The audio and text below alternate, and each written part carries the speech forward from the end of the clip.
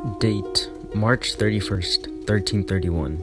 Location, Blanot, France, 1331. At the first Mass of the day, which was offered by Hugues de la Baume, a vicar of Blanot, because of the solemn occasion, two men of the parish, named Thomas Cayot and Guyat Besson, were also serving in addition to the altar boys.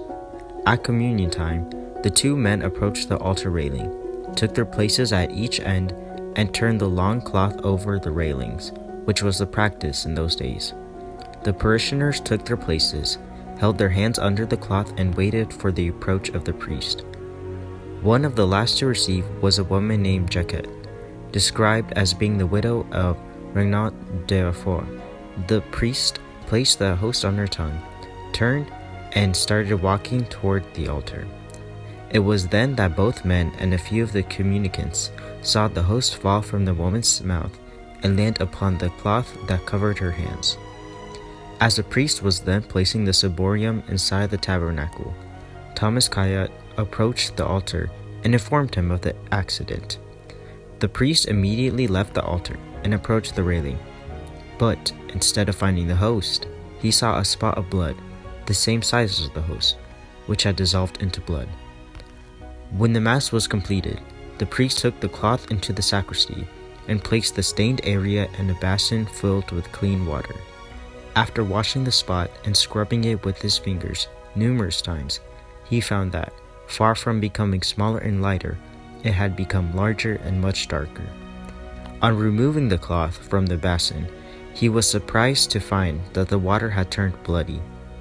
The priest and his assistants were not only astonished, but also frightened, and exclaimed, "This is the precious blood of our Lord Jesus Christ." The priest then took a knife, and after washing it, cut from the cloth the piece bearing the bloody imprint of the host. This square piece of the cloth was reverently placed in the tabernacle. Investigation.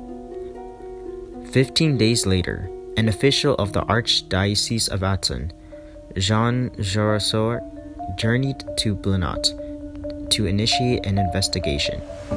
With him was the Cure de Louansnais, a Monsignor of Athens, and an apostolic notary.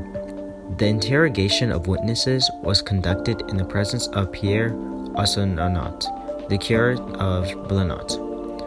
The results of this investigation were sent by Archbishop Pierre Bertrand to Pope John the 22nd, who pronounced favorable verdict and accorded indulgences to those who would celebrate Mass in the parish church of Blanot. Copies of the documents are still kept in the City Hall of Blanot and are described as being in an ancient style, which is difficult to read. The hosts that remained in the ciborium after the distribution of Holy Communion on that Easter Sunday were never used and were carefully reserved in the tabernacle. The reason for this is not known, although one might speculate that the priest wished to avoid a possible repetition of the prodigy. In 1706, these hosts, preserved in good condition after 375 years, were taken in a 5-hour procession around the parish of Blanot in observance of the anniversary of the miracle. Taking part in the ceremony were many prelates and a great many of people of the parish in the surrounding areas. After the procession, the silver ciborium holding the host was returned to the golden box in which it was kept. This was carefully placed in the main tabernacle of the church.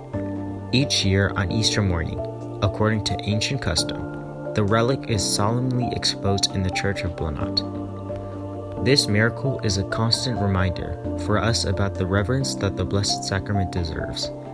Often in our communities, the Eucharist is treated without reverence. We see it as just a ritual, and we don't comprehend the gravity of the Blessed Sacrament. It is always good to look back into the tradition of the Church to see how the Blessed Sacrament was seen and revered. This miracle shows not just a visible sign, but the reverential fear that the Catholic community had towards the Blessed Sacrament. Let's kneel on our legs before the Lord of Lords and adore Him with reverence. Every time we take part in the Holy Qurbana, let us be attentive of the great sacrifice of Christ that is being offered on the altar.